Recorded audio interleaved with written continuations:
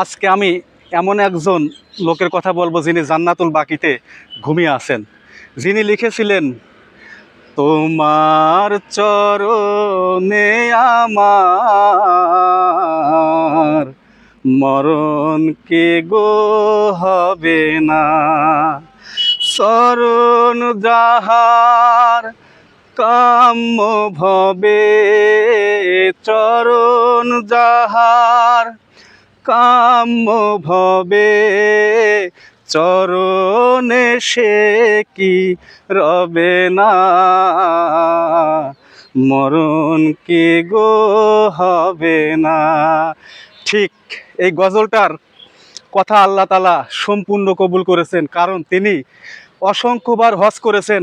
শেষে যখন হজ করতে যান তখন ওনার ভক্ত মুরিদানকে বলে যান, আমি আর আসবো না, আমি জান্নাতুল বাকিতেই ঘুমাবো, আমার ডাক এসে গেছে। এবং তিনি জান্নাতুল বাকিতে চলে যান, অর্থাৎ মদিনা শরীফে যাওয়ার পরে উনি ইন্তেকাল করেন।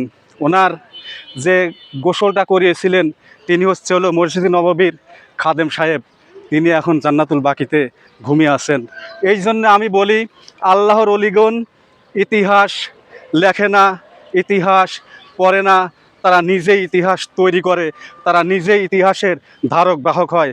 এই বাংলাদেশের আনাচে কানাচে অসংখ্য অলিয়া আউলিয়াগণ এভাবেই কত ইতিহাস, কত কারামত যে জাহের করে ওনারা ঘুমিয়েছে তা বলার শেষ নাই।